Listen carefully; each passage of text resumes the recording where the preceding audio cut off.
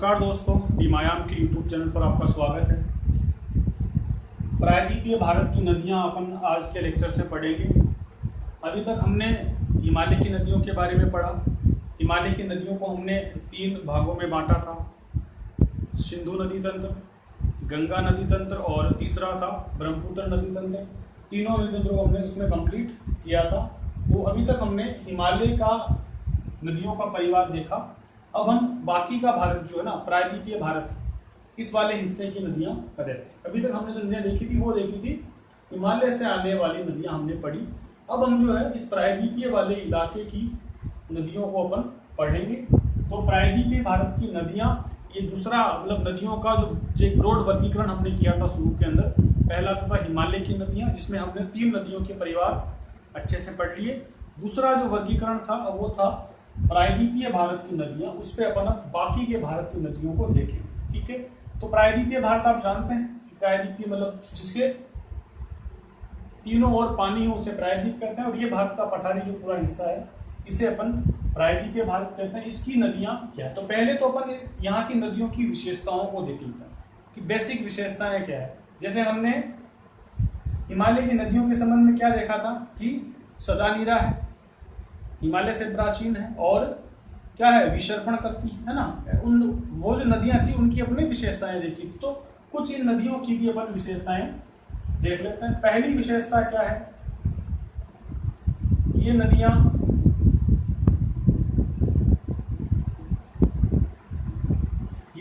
हिमालय की नदियों से प्राचीन है, हिमालय की नदियों से भी प्राचीन, मतलब बहुत पुरानी है। इस क्षेत्र की जो नदियां हैं वो हिमालय वाली नदियों से भी पुरानी है। सदा नीरा नहीं है, ये नदियां कैसी है, सदा नीरा नहीं है, मतलब इनमें वर्ष भर पानी नहीं आता। कारण क्या है, क्योंकि यहाँ पर पर्वतों की ऊंचाई इतनी ज्यादा नहीं होगी ताकि यहाँ पर जो है ना ग्लेशियर के पिघलने से नदियां नहीं होती। इन नदियों में केवल बारिश से, क्योंकि सदा नीरा नहीं है, क्योंकि इन्हें केवल बारिश से ही जल की आपूर्ति होती है। ये जो नदियां हैं, ये नदियां, इन नदियों की अगर बेसिक विशेषताएं हमसे बात की जाए, सत्य असत्य वाले टाइप के जो कथन होते हैं, वो सवाल जो बनते हैं, उन सवालों में अगर बात की जाए तो हमें समझना है कि हिमालय की नदियों से भी पुरानी कौन सी नदियां हैं, प्रायद्वीपीय भारत की नदियां। मतलब हिमालय की नदियां बहना शुरू करी उससे पहले ये नदियां बह रही है। दूसरी विशेषता अगर बोले तो इनमें वर्ष भर पानी रहे ऐसी कोई गारंटी नहीं है। कभी कभी ये नदियां कम पानी की वजह से सूख भी जाती है, तो ऐसा कोई अचंभे वाली बात नहीं है, ये नदियां सूख भी जाती है। तो सदा नीरा नहीं, क्योंकि इन्हें सिंपल सी बात है, क्योंकि ये इन नदियों में बारिश से ही पानी मिलता है। और बारिश का पानी अगर कई बार बारिश अच्छी नहीं हो तो हो सकता है कि पानी नदियों का सूख जाए।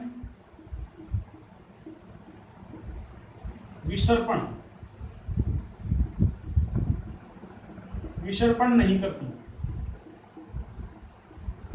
हमने हिमालय की नदियों के संबंध में, मैं तुलना कर रहा हूं हिमालय की नदियों से, हमने हिमालय की नदियों के संबंध में क्या देखा कि हिमालय की नदियां मैदानों में सांप की तरह बहती है, विसर्पण करती है। लेकिन यहां ये नदियां विसर्पण नहीं करती, क्योंकि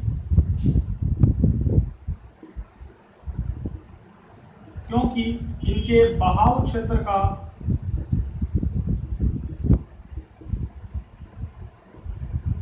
अधिकांश हिस्सा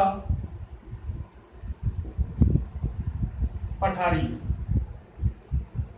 क्योंकि इनके बहाव क्षेत्र का अधिकांश हिस्सा कैसा है, पठारी भूमि, नीचे पत्थर है, तो इनको ज्यादा विसर्पण करने की जरूरत मतलब नहीं होती, विसर्पण कर ही नहीं पाती। एक रेखीय होती है।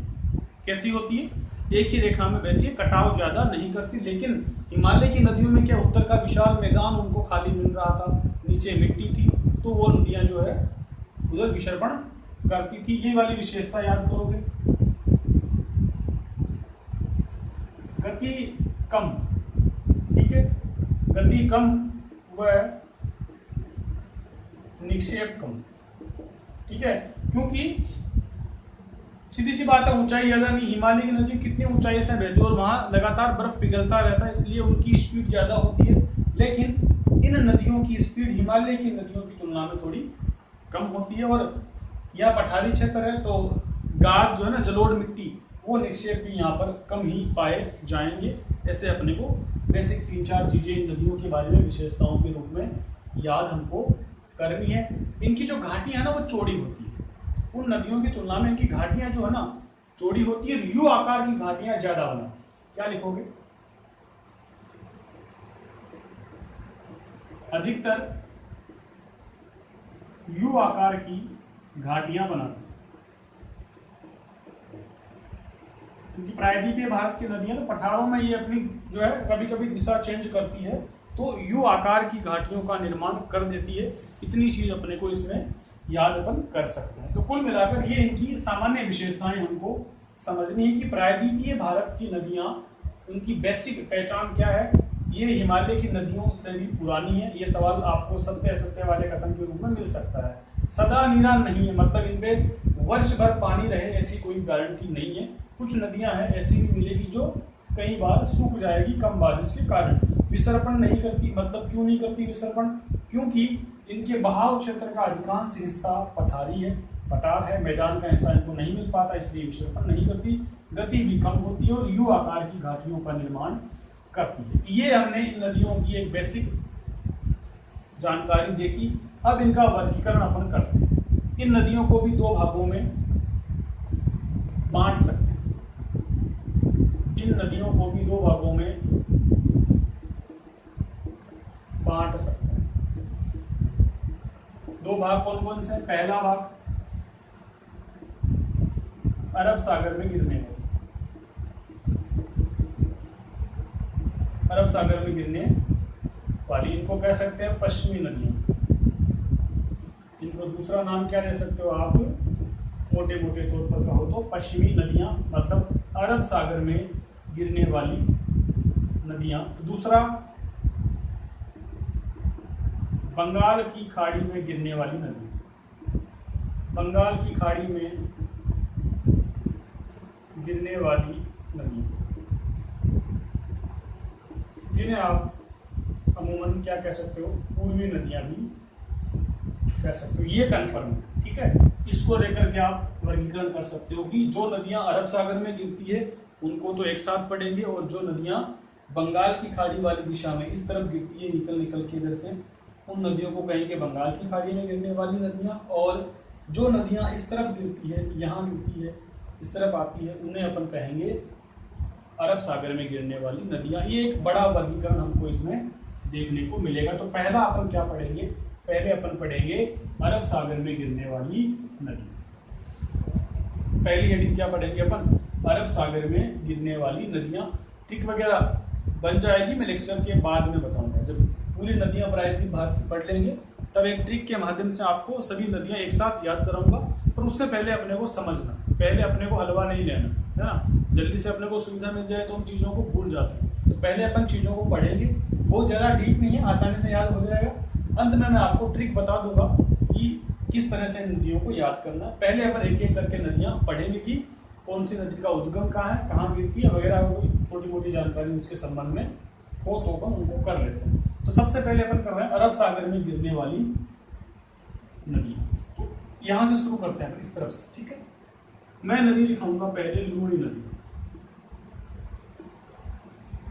ज्यादा फेमस नहीं, राजस्थान की स्टूडेंट्स के लिए हो सकता है अच्छे से आए, तो आप राजस्थान ज्योग्राफी में इसको बहुत ज्यादा अच्छे से करेंगे।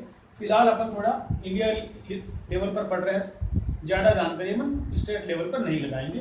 फिर भी राजस्थान के स्टूडेंट्स होंगे, उनको अच्छे से इस नदी को करना है। वो राजस्थान ज्योग्राफी की जब क्लासेज होगी उनमें अपन अच्छे से करेंगे। तो लूणी नदी, वही पहला काम। उद्गम कहाँ मिलेगा आपको इसका?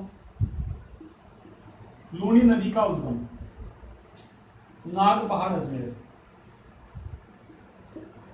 नाग पहाड़ में अजमेर में इस नदी का उद्गम है। नाग पहाड़ कहाँ है? अरावली में, ठीक है। तो यहाँ राजस्थान में यहाँ से नदी जो है, और ऊपर ले लो चाहे तो, यहाँ से नदी निकलती है और ये यहाँ कच्छ के क्षेत्र में आकर के विलुप्त हो जाती है। तो सबसे पहले हमको नदी का उद्गम मालूम होना चाहिए कि इस नदी का उद्गम क्या है। तो लूनी नदी का उद्गम आपको याद रखना है नागपहाड़। लूनी नदी का उद्गम आपको क्या रखना है, नागपहाड़ याद करना है। अजमेर जिले में है, अजमेर आप सभी जानते हैं। और अरावली की एक पहाड़ी है नागपहाड़, वहां से लूनी नदी का उद्गम होता है, यहाँ से बहती है और राजस्थान में हो जाएगी। नागपहाड़ अजमेर राजस्थान से इसका उद्गम होगा और ये बालोतरा मतलब बाड़मेर से होती हुई, बालोतरा बाड़मेर से होते हुए अंततः कच्छ की खाड़ी में विलुप्त हो जाती है। अंततः कच्छ की खाड़ी में विलुप्त हो जाती। लूनी नदी के बारे में क्या समझना है, लूनी नदी का उद्गम कहां से हुआ, नागपहाड़ अजमेर से लूनी नदी का उद्गम होता है। राजस्थान का आप जानते हैं अजमेर, अरावली की पहाड़ी है नागपहाड़, यहां से इसका उद्गम होता है। नागपहाड़ी या नागपहाड़, यहां से लूनी नदी का उद्गम होता है अरावली की पहाड़ी से, ठीक है।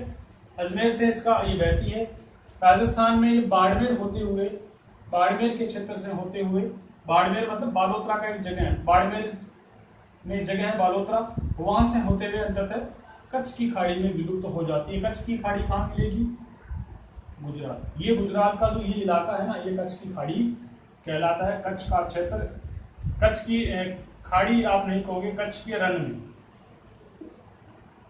कच्छ के रन में, खाड़ी मत को, कच्छ के रन लिखो, खाड़ी तो ये हो जाएगी, खाड़ी में नहीं गिरती, ये रन में गिरती है।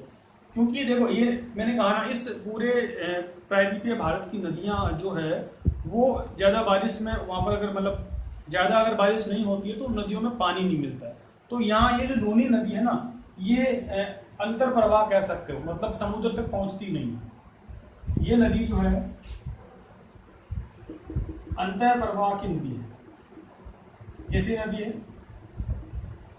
लूनी नदी की विशेषता क्या है, अंतर प्रवाह की नदी। इसका मतलब क्या होता है, अंतर प्रवाह की नदी का मतलब होता है ये नदी समुद्र तक नहीं पहुंचती। अंतर प्रवाह की नदी कहने का क्या मतलब है कि ये नदी जो है वो समुद्र तक नहीं पहुंचती। लूनी नदी समुद्र तक नहीं पहुंचती, ये कच्छ के रन में विलुप्त हो जाती है, मतलब समा जाती है, वहीं खो जाती है, इसका पानी यहाँ तक आते आते खत्म हो जाता है। तो लूनी नदी अंतर प्रवाह की नदी है। एक और विशेषता इसमें याद रखोगे, बालोतरा आते आते ये नदी खारी हो जाती है। बालोतरा के आगे जो ये नदी कैसी हो जाती है, खारी हो जाती है। अगली विशेषता क्या लिखोगे, बालोतरा से नदी खारी हो जाती, बालोतरा से ये नदी खारी हो जाती है। इसका जल कैसा हो जाता है, खारा हो जाता है। राजस्थान वाले स्टूडेंट्स को थोड़ा सा ढंग से देखें। बाकी इंडिया लेवल में थोड़ा सा याद करना है कि पश्चिमी प्रवाह की नदी है, अरावली से निकलती है, और आप कह सकते हो कि प्रायद्वीपीय भारत की नदी है, और इसकी दिशा उत्तर में, इसमें अगर यूं आपको पूछ ले तो उत्तर की साइड में इसका उद्गम होता है। इसकी सहायक नदियां, लूनी की सहायक नदियां कौन कौन सी हैं,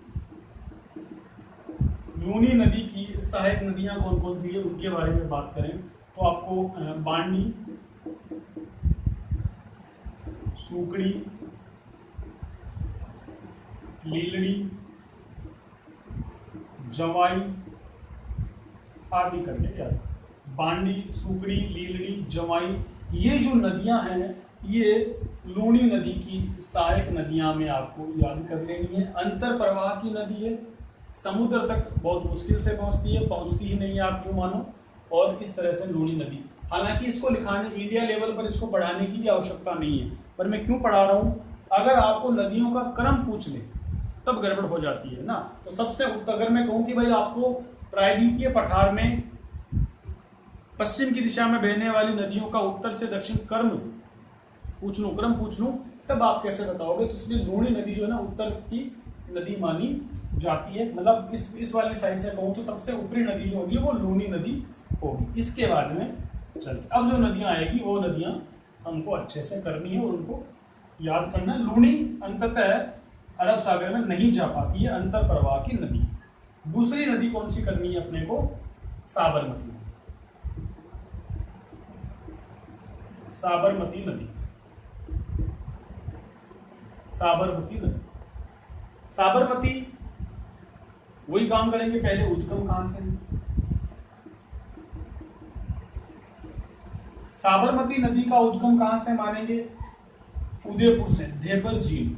उदयपुर में अरावली की पहाड़ियों में धेबर झील, अरावली की पहाड़ियों में धेबर झील है। और जिला कौन सा है राजस्थान का, उदयपुर राजस्थान। साबरमती नदी का उद्गम कहां मिलेगा, धेबर झील, अरावली की पहाड़ियों में धेबर झील से निकलती है। जगह है उदयपुर, यहाँ से निकलती है राजस्थान का, उदयपुर से समझ गए। तो ये जगह से साबरमती नदी का उद्गम होता है। अहमदाबाद शहर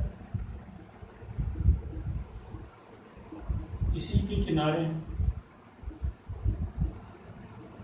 अहमदाबाद शहर इसी साबरमती नदी के किनारे हैं।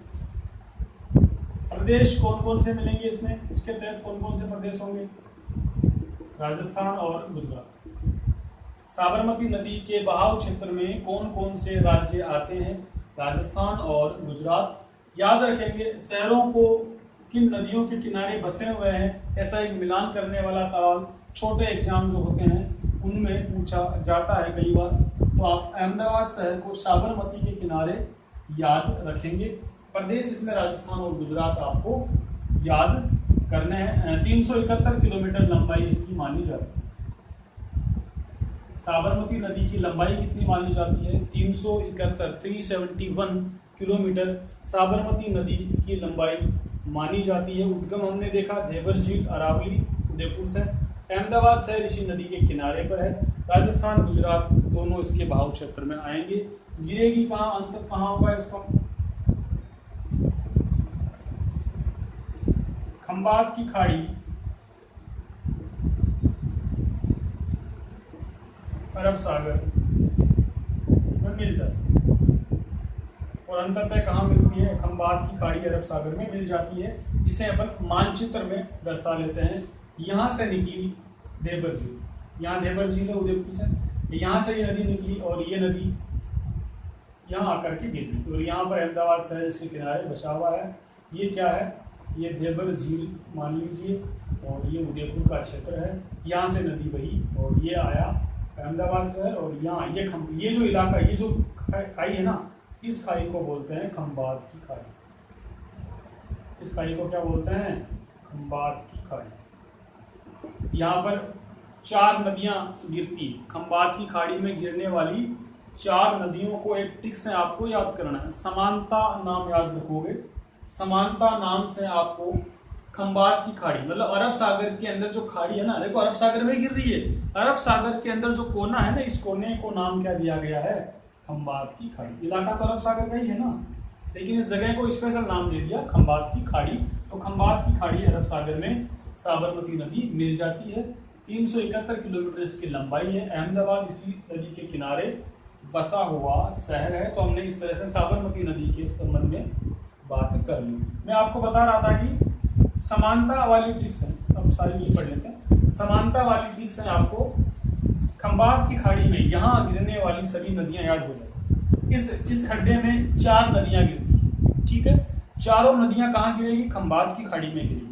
ऐसी 4 नदियां जो खंबात की खाड़ी, मतलब पूरा अरब सागर ही है, लेकिन इसी पर्टिकुलर क्षेत्र में, इस खड्डे में, इस वाली खाड़ी में गिरने वाली नदियां 4 नदियां हैं। बड़ी आसान ट्रिक बनेगी, समानता। क्या ट्रिक बनेगी, समानता। मेरे कोने में लिख रहा हूं समानता, और वही क्रम है, उत्तर से दक्षिण क्रम भी यही रहेगा। सीधा सिंपल सा नाम है समानता।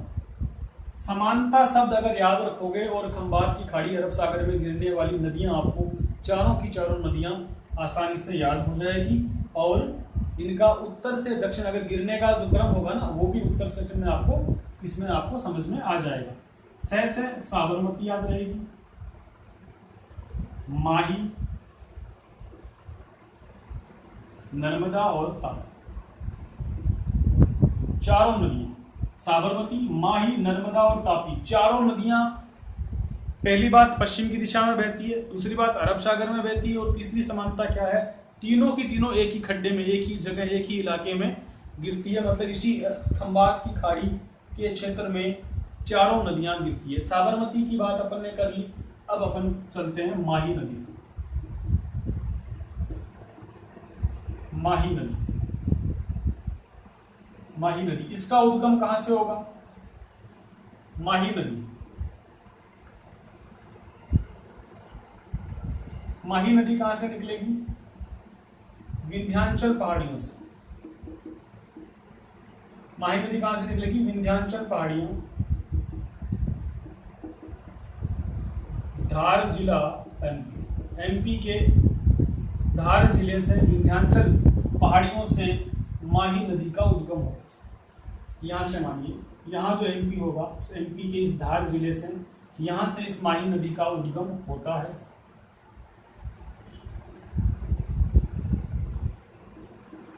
मध्य प्रदेश, राजस्थान, गुजरात होते हुए, 3 प्रदेश इसके याद हो गए आपको, मध्य प्रदेश, राजस्थान, गुजरात होते हुए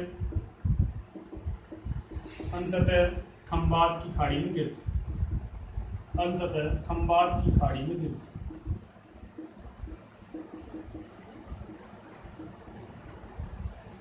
यहां से ही,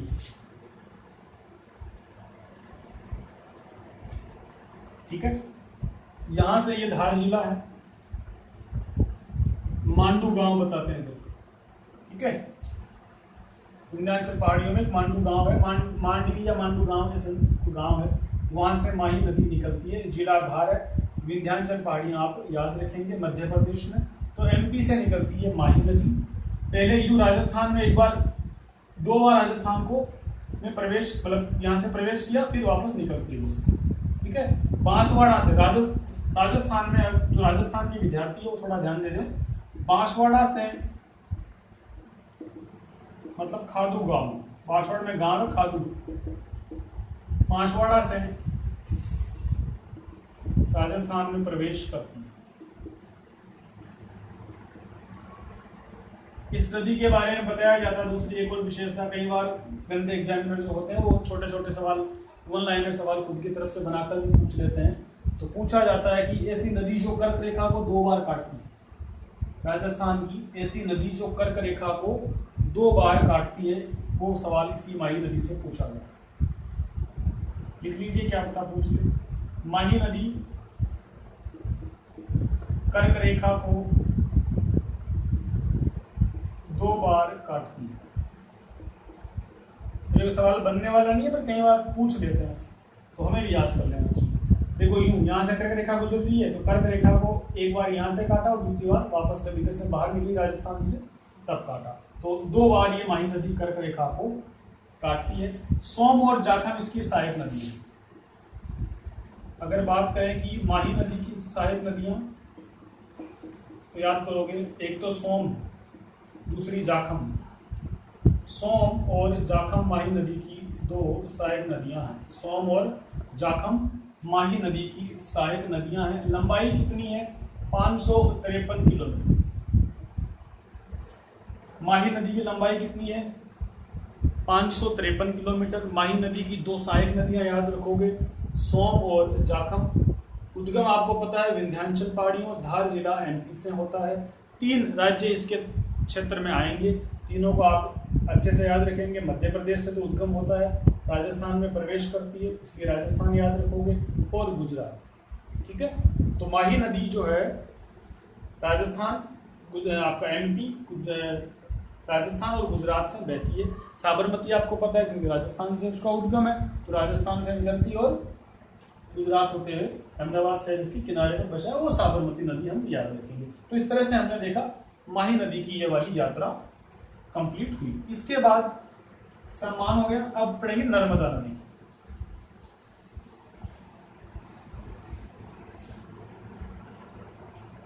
अब कौन सी नदी है?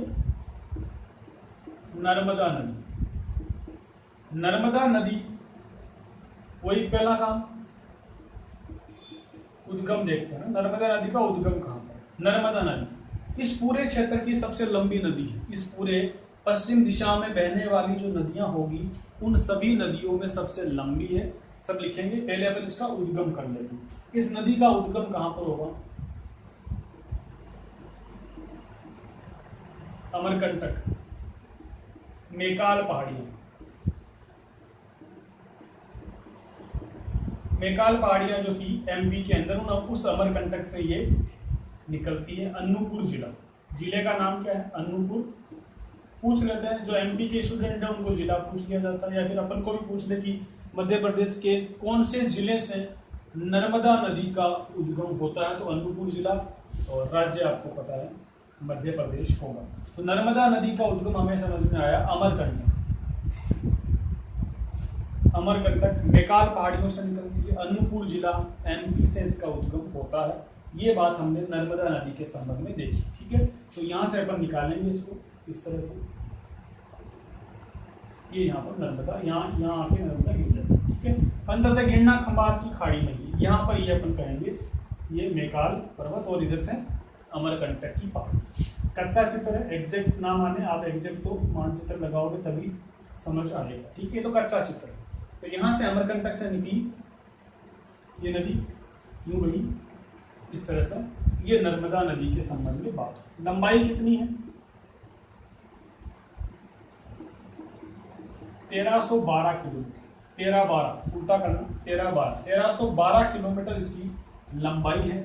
और इस साइड की पश्चिम अरब सागर में गिरने वाली नदियों में सबसे लंबी इस साइड में। ठीक है, तो प्रायद्वीपीय भारत में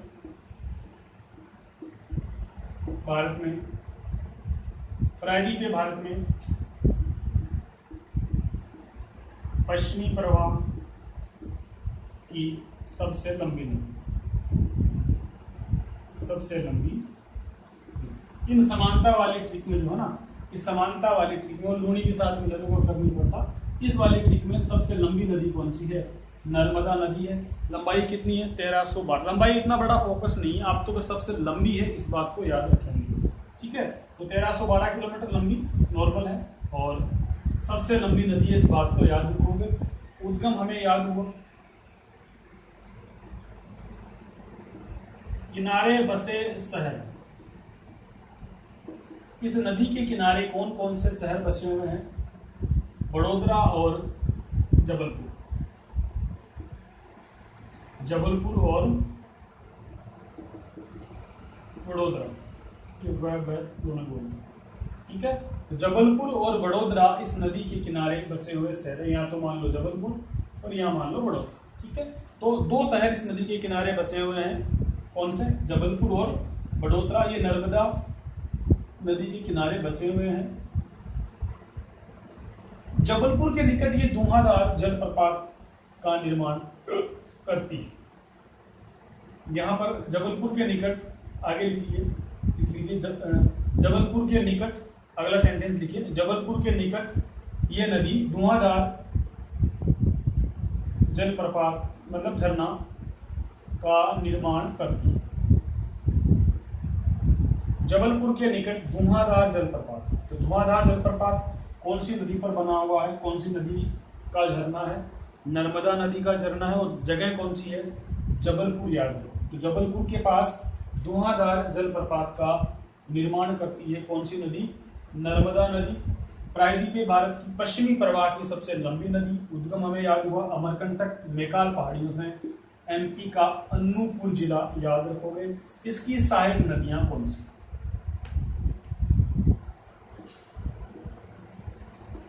नर्मदा की सहायक नदियां। नर्मदा की सहायक नदियों में कौन कौन सी याद करोगे? तवा, कावेरी। ये कावेरी वो मत करना, साउथ इंडिया वाली कावेरी नहीं है ये, थोड़ा ध्यान रखना। तवा नदी बहुत फेमस है, कई बार पूछा जाता है। अभी पिछले कुछ दिनों में एक सीबीएसई का पेपर हुआ था, उस पेपर में सीधा सवाल पूछा गया था, नर्मदा नदी की सहायक नदी है या तवा किस नदी की सहायक नदी है? तो नर्मदा की बताई थी। तो ये तवा कई बार पूछा जाता है इसलिए, तो तवा नदी याद हो जाएगी। कावेरी नदी है ना, ये वो साउथ इंडिया वाली नहीं है, गोदावरी, कावेरी, कृष्णा उनमें नहीं, ये एक एमपी की छोटी नदी है कावेरी, उसको याद करोगे। तवा, कावेरी, बरनेर, दूधी, बरनेर, दूधी, हिरन नदी, शक्कर नदी आपको याद करनी है। तवा, कावेरी, बरनेर, दूधी, हिरन, शक्कर एक गोई नदी है, और आदि करके काम चला। एक तो और मिले कहीं पर, बाद में देखते रहना, इतनी काफी होगी। तवा बहुत ज्यादा फेमस है। तवा का कई बार सवाल पूछा जाता है कि नर्मदा की सहायक नदी कौन सी? तवा नदी। दूसरी शक्कर, और शक्कर किस में डालोगे? दूध में डालोगे, तो वैसे थोड़ा सा बना के याद कर लो। कौन खाएगा तवा उसको, शक्कर को? हिरन खा जाएगा, तो ऐसे थोड़ा सा ट्रिक बना के याद कर लो। तवा, कावेरी, बरनेर, दूधी, हिरन, शक्कर, गोई आदि नदियां नर्मदा नदी की सहायक नदियां मानी जाती है। अंततः खंबात की खाड़ी में गिरती, अंततः देखिए, अंततः खंबात की खाड़ी में गिरती है। और खंबात की खाड़ी का मतलब क्या है? अरब सागर। अरब सागर का ही एक छोटा सा पार्ट है खंबात की खाड़ी, जो गुजरात का दक्षिणी तक माना जाता है। तो ये इस तरह से हमने नर्मदा नदी के संबंध में बात कर दी। 1312 किलोमीटर लंबी, मतलब इस वाले क्षेत्र की जो पश्चिमी प्रवाह की नदियां हैं प्रायद्वीपीय भारत की, उनमें सबसे लंबी नदी, चौथी नदी इनमें आएगी तापी नदी। समानता वाली ट्रिक से तापी नदी गिरना इसी को खंबात की खाड़ी में है, पर ये कहां से निकलेगी? उद्गम देख लेते हैं।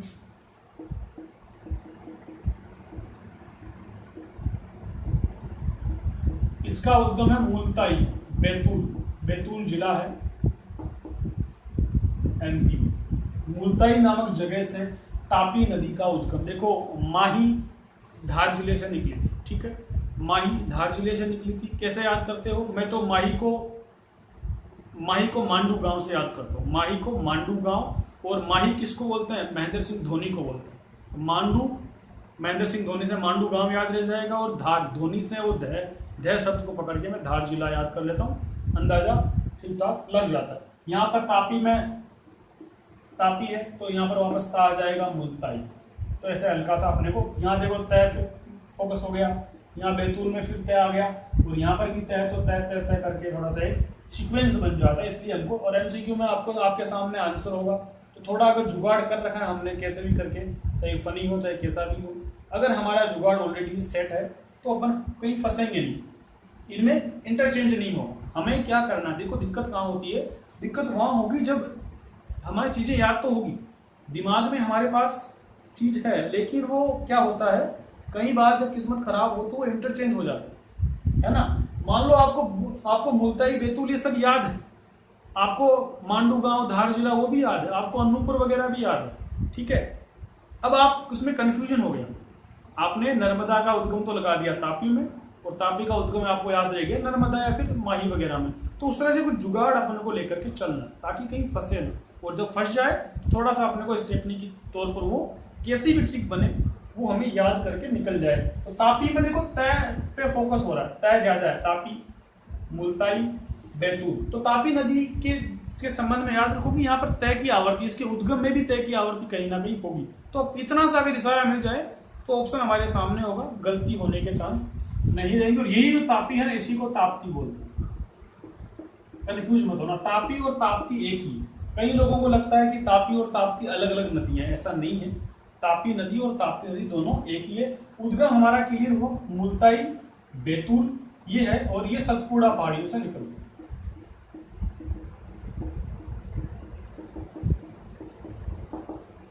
ठीक है, सतपुड़ा की पहाड़ियों से ये नदी निकलती है। कहां से?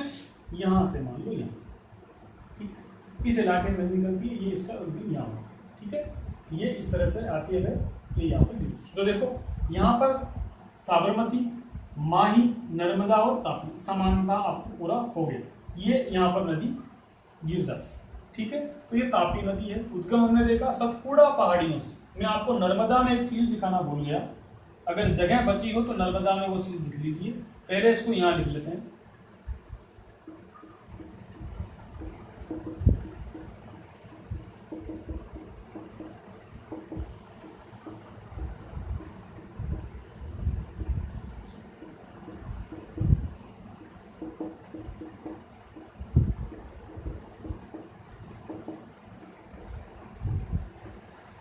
ये जो तापी नदी है ना, ये सतपुड़ा पहाड़ियों के दक्षिण में बहती है, मतलब नीचे की तरफ। सपोज करो यहाँ सतपुड़ा पहाड़ियां हैं और यहाँ अजंता पहाड़ियां हैं, तो ये जो तापी नदी यहाँ पर बह रही है, ठीक है। ये कौन सी पहाड़ियां हैं? ये सतपुड़ा की पहाड़ियां। और यहाँ जो पहाड़ियां होगी ना, उन्हें अपन कहेंगे विंध्याचल की पहाड़ियां, ठीक है। तो नर्मदा नदी, जब आप उसमें अगर जगह बची है नर्मदा वाले ऑप्शन में, वहां पर अगर कोई जगह है तो नर्मदा वाली जगह क्या लिखेंगे? नर्मदा नदी विंध्याचल और सतपुड़ा पर्वत श्रेणियों के बीच बहती। क्या लिखेंगे? नर्मदा नदी विंध्याचल और सतपुड़ा पर्वत श्रेणियों के मध्य बहती। नर्मदा नदी विंध्याचल और सतपुड़ा नदियों के विंध्याचल और सतपुड़ा श्रेणियों के बीच से बहती। और याद रखिएगा, नर्मदा नदी, ये जो नदियां है ना इस वाली, ये नदियां डेल्टा नहीं बनाती। ये मैं और आपको विशेषता लिखाना भूल गया, मुझे वापस याद आ रहा है। ये जो नदियां हैं, ये नदियां जो विशेषताएं लिखी ना वहां लिख दीजिए। मेन विशेषताएं जो अपने लिखी थी शुरू में, ये लिखी कि प्रायद्वीपीय भारत की नदियां डेल्टा का निर्माण नहीं करती, ये जवार नदमुख का निर्माण करती। एस्चुरी जिसे अंग्रेजी में बोलते हैं, जवार नदमुख। मैं जब आपको बाकी चीजें पढ़ाऊंगा ना, वहां पर वापस बताऊंगा डेल्टा जवार नदमुख क्या होता है। लेकिन नदियों के साथ में अपन लिखते हैं आपकी नर्मदा वगैरह जो नदियां हैं इस तरह की, ये डेल्टा का निर्माण न करके यहाँ जहां गिरती है ना, वहां पर इस तरह का एक क्षेत्र बनाती है, मतलब यूं करके गिर जाती है सीधे, बिना डेल्टा बनाए सीधे ये नदियां जो है समुद्र में गिर जाती है, जिसे अपन जवार नदमुख कहते हैं, मतलब डेल्टा का निर्माण नहीं करते। तो वापस अपन आते हैं, तापी नदी सतपुड़ा और अजंता के बीच में बहती है, मतलब सतपुड़ा के दक्षिण में और अजंता के उत्तर में, तो उनके बीच से बहती है। और उसी तरह से नर्मदा नदी जो है वो विंध्याचल के दक्षिण में और सतपुड़ा के उत्तर में बहती है। जब मैंने आपको ये यहाँ के भौतिक प्रदेश पढ़ाए थे, तो वहां मैंने आपको एक लिखा रखा है अच्छे से, वहां पर एक बार फिर से वहां पर नजर आप दौड़ा लेना, ठीक है। तो ये यहाँ इसकी तापी नदी की बात हुई। इसकी किनारे बसा शहर सूरत, याद रखो, देखो फिर आपको ट्रिक मिल गई, सूरत तय है ना। तापी नदी के किनारे बसा शहर कौन सा? सूरत। उद्गम का मुल्ताई, तय की आवृत्ति बैतूल जिला। तो बार बार तापी नदी में अगर कोई स्थान विशेष है तो वो तय आवृत्ति के साथ उसमें कहीं ना कहीं तय वर्ण आ रहा है, तो आप तापी नदी की ठीक अच्छे से याद हो जाएगी। तो तापी के किनारे बसा शहर कौन सा है? सूरत शहर तापी नदी के किनारे बसा हुआ है। तापी नदी की सहायक नदियां कौन सी? ये आपको शायद याद हुआ हल्का सा, इसको कई बार सत्य वाले कथनों में पूछ लिया जाता है। नर्मदा नदी विंध्याचल और सतपुड़ा के बीच बहती। इसको आप चाहो तो अलग एक कच्चा चित्र बना के समझ सकते हो, मैं यहाँ समझा दूं आपको। इसका नाम है विंध्याचल, ठीक है, विंध्य, ठीक है। इसका नाम है सतपुड़ा, तो इसका नाम है मान लो अजंता। यहां जो नदी बही उसको कहेंगे नर्मदा, यहां से जो बही उसको कहेंगे तापी। कितना याद, ठीक है। ये जो नदी बही इसको कहेंगे नर्मदा और तापी। देखो नर्मदा और तापी दोनों है ना समांतर बहती है। नर्मदा और तापी दोनों क्या है, बिल्कुल एक दूसरे के समांतर की तरह बहती है। तो इनकी घाटियां हैं, जो इनके यहाँ पहाड़ है ना, उन पहाड़ों को याद करना जरूरी है। नर्मदा कहाँ से बहती है? विंध्याचल और सतपुड़ा के बीच में से। तापी कहाँ से बहती है? सतपुड़ा और अजंता के बीच में। चाहो तो इसे कच्चे चित्र के रूप में किनारे पर बना लो, ताकि कभी सत्य वाले कथन यहाँ से पूछे जाएं तब कंफ्यूजन ना हो, सही आंसर अपन दे पाए। इसके बाद देखते हैं तापी नदी की सहायक नदियां। इसकी सहायक नदियां कौन कौन सी? पूर्णा, पंजरा। पूर्णा और पंजरा ये नदियां इसकी सहायक नदियां मानी जाती। तापी नदी की सहायक नदियां कौन कौन सी है? पूर्णा, पंजरा, ये नदियां इसकी सहायक नदियां मानी जाती है। पूर्णा और पंजरा आप याद, दोनों पैसे याद करोगे, पूर्णा और पंजरा। और भी अगर आपको मिले तो मुझे दो ही याद रहती है, और भी कभी याद आएगी तो मैं आपको बता दूंगा। अगर आप भी कोशिश करना कि कहीं से मिले तो लिखें, दो काफी हो जाएगी। पूर्णा और पंजरा ये इसकी तापी नदी की दो सहायक नदियां आपको याद रखनी है। दोनों पैसा हैं, पूर्णा और पंजरा, हो जाएगी याद। तो ये इस तरह से, और इसकी लंबाई हमने नहीं लिखी, इसकी लंबाई होगी 724 किलोमीटर। इसकी लंबाई कितनी होगी? तापी नदी की 724 किलोमीटर, ये तापी नदी की लंबाई हमने देखी। दूसरी सबसे लंबी नदी कौन सी होगी? तापी। अंतिम नदी की ओर चलते हैं। एक नदी और मिलेगी आपको, शरावती नदी। इन चारों का ग्रुप पूरा हुआ। शरावती नदी, इसका उद्गम कहाँ हुआ? ज्यादा जानकारी अपने को इसमें नहीं लेनी, छोटी नदी है शरावती। ये होगी शिवमोगा कर्नाटक से। शिवमोगा कर्नाटक से नदी निकलती, शिवमोगा कर्नाटक से ये नदी निकलती है। ये इसका उद्गम है, शिवमोगा कर्नाटक से निकलती है। ये क्यों इंपॉर्टेंट है? इस नदी पर प्रसिद्ध गरसोपा जलप्रपात बना है। जलप्रपात बना है। गरसोपा जलप्रपात जो है काफी प्रसिद्ध है पर्यटन की दृष्टि से।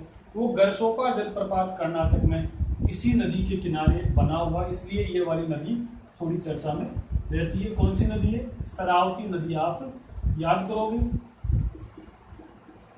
गिरती कहाँ है? नो डाउट अरब सागर में गिरती। कहाँ से उद्गम होता है? कर्नाटक से। तो कर्नाटक से निकली और अरब सागर में बही। इसका नाम होगा शरावती नदी। गरसोपा जलप्रपात इसी शरावती नदी के किनारे पर, इसी शरावती नदी पर बना हुआ है। तो गरसोपा जलप्रपात, जिसे जोग जलप्रपात भी कहते हैं, इसका अन्य नाम क्या है? जोग जलप्रपात भी आपको याद करना, ठीक है।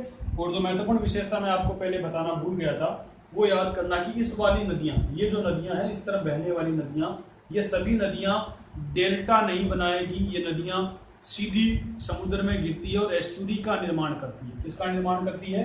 एस्चुरी का निर्माण करती है। लिख लीजिए आप, एस्चुरी से हिंदी में बोलते हैं जवार नदमुख।